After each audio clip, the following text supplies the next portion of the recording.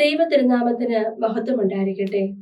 പ്രിയ സഹോദരങ്ങളെ, ഈ 50 നോമ്പുകാലം നമ്മുടെ ആത്മാവിനെ ദൈവത്തെങ്കിലേക്കും സഹോദരങ്ങളിലേക്കും തിരികെ നടത്തുന്ന ഒരു മഹാ തീർത്ഥാടനമാണ്.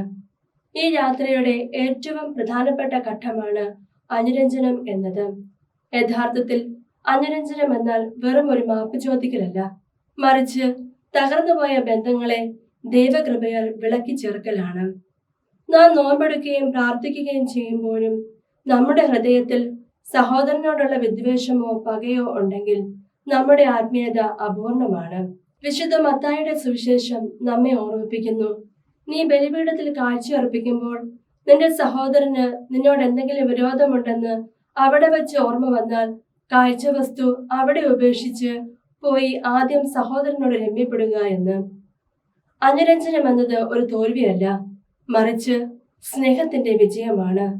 നാം മറ്റൊരാൾക്ക് മാപ്പ് നൽകുമ്പോൾ നമ്മുടെ ഉള്ളിലെ അസ്വസ്ഥതയുടെ തടവറയിൽ നിന്ന് നാം തന്നെ മോചിതരാവുകയാണ് ചെയ്യുന്നത്. കുരിശിൽ കിടന്നുകൊണ്ട് ശത്രുക്കൾക്ക് വേണ്ടി പ്രാർത്ഥിച്ച ക്രിസ്തുവാണ് അനുരഞ്ജനത്തിന്റെ ഏറ്റവും വലിയ മാതൃക. പ്രിയമുള്ളവരെ, ഈ നോമ്പുകാലത്ത് നമ്മുടെ ഹൃദയങ്ങളെ നമുക്കൊന്ന് പരിശോധിക്കാം.